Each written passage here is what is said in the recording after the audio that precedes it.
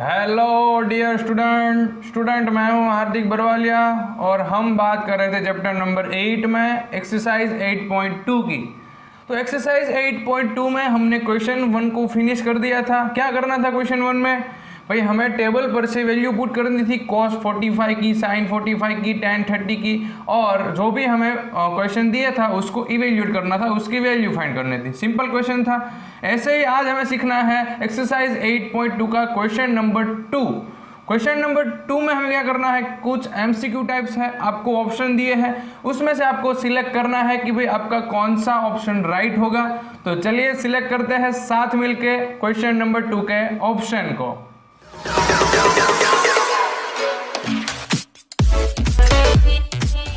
चलिए तो अब स्टार्ट करते हैं क्वेश्चन नंबर 2। क्वेश्चन नंबर 2 में हमें दिया है choose the correct option and justify your choice, यानी कि हमें जो ऑप्शन सिलेक्ट किया है उसको हमें जस्टिफाई भी करना है कि हमने कैसे सिलेक्ट किया। ऐसे डायरेक्ट तो मैं जय माता जी करके बी नहीं सिलेक्ट करता है ना। तो यहाँ पर हमें पहले सॉल्व करना है, उसके बाद हम क्या करेंगे, इसमें से ऑप्शन सिलेक्ट करेंगे। यहाँ पर हमारे पास पहला क्वेश्चन है 2 tan 30 upon 1 plus tan square 30 is equal to question mark. Question mark यानी क्या करना है, हमें उसको सॉल्व करना है। तो चलिए सॉल्व करते हैं। पहले यहाँ पर हमें वैल्यू पुट करनी है 2, उसके बाद tan 30 की आपको वैल्यू पता है, टेबल आपको पता ही है ना। टेबल पर से आप tan 30 की वैल्यू क्या लिख सकते हैं बच्चों, 1/√3 लिख सकते हैं, अपॉन 1 प्लस tan स्क्वायर 30 यानी कि 1/√3 ही है, लेकिन उसका क्या कर देना है बच्चों, स्क्वायर। अंडरस्टैंड। चलिए इसको सिंप्लीफाई करते हैं, ऊपर मल्टीप्लाई हो जाएगा तो 2 1 जा 2/√3 और डिवाइड में हम पहले तो स्क्वायर को रिमूव करेंगे, यानी कि 1 का 1 रहेगा, 1 का स्क्वायर 1 और डिवाइड में √3 का स्क्वायर ओनली हो जाएगा 3। अंडरस्टैंड यहाँ तक। चलिए यहाँ से मैं उठाकर इस सम को यहाँ पर बाजू में ट्रांसफर कर देता हूँ। यहाँ पर क्या आंसर हो जाएगा 2/√3 और डिवाइड में क्या होने वाला है, एलसीएम लेंगे तो 3 1 जा 3, पहले तो डिवाइड में 3 आ जाएगा, ऊपर 3 1 जा 3 प्लस 1 हो जाएगा। तो यहाँ पर हम लिख सकते हैं 2/√3 और डिवाइड में बड़ा सा डिवाइड करके 4/3।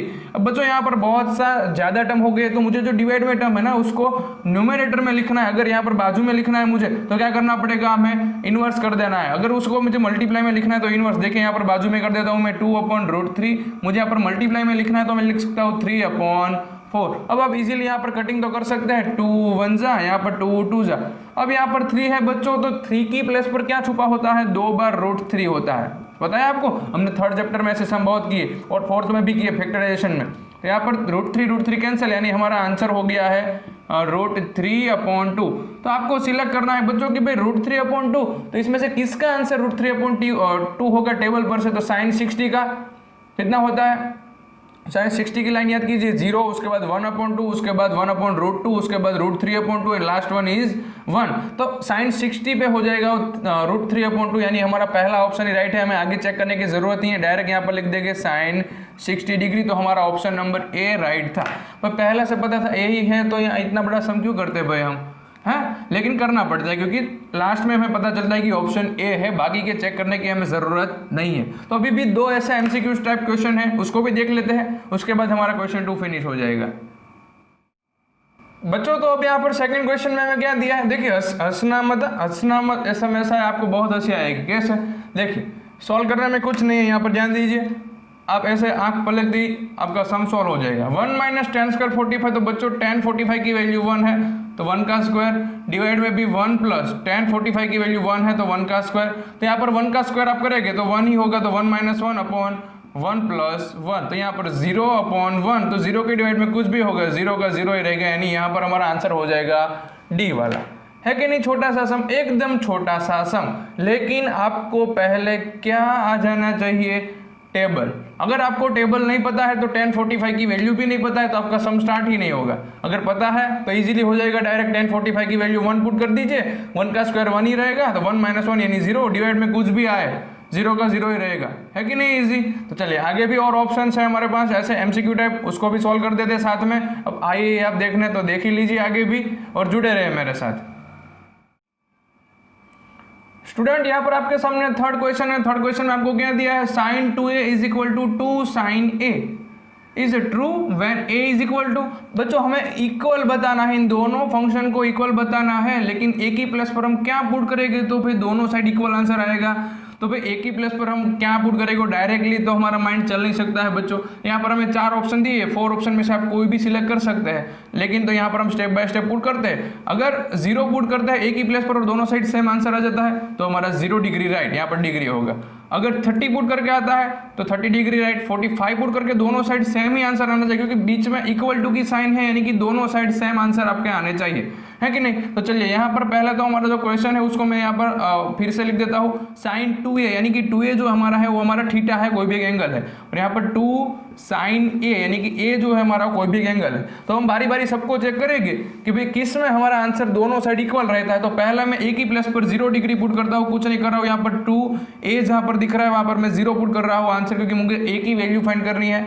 यहाँ पर 2 साइन 0 डिग्री, तो यहाँ पर देखिए यहाँ पर 2 थीटा है ना, थीटा यानी 0 डिग्री, तो दोनों का मल्टीप्लाई हो जाएगा, तो साइन और 2 0 डिग्री ही रहेगा, इज इक्वल टू यहाँ पर 2 साइन 0 डिग्री ही रहेगा। तो बच्चों आपको पता होना चाहिए साइन 0 डिग्री पे कितना आंसर आता है, 0 टेबल पर से, हाँ मैंने टेबल पर से यहाँ पर लिखा है, और 2 यहाँ पर भी साइन 0 यानी 0, तो 0 मल्टीप्लाई 0, तो बोथ साइड आपका आंसर 0 ही रहता है, यानी कि यहाँ पर हमारा आंसर 0 डिग्री ही होगा। हमें पता चल गया 0 डिग्री पे ही दोनों के आंसर इक्वल आ जाते हैं, तो बाकी के सारे चेक करने की जरूरत हमें क्या है भाई, हमारे पास कहाँ पर इतना टाइम है बच्चों, है ना। तो इस तरह से हमारा थर्ड जो था एमसीक्यू टाइप क्वेश्चन वो भी हमने फिनिश कर दिया है। अभी भी एक बाकी रह गया है, मुझे लगा 3 है लेकिन यहाँ पर 4 है, तो चलिए ना उसको भी साथ में फिनिश कर देते हैं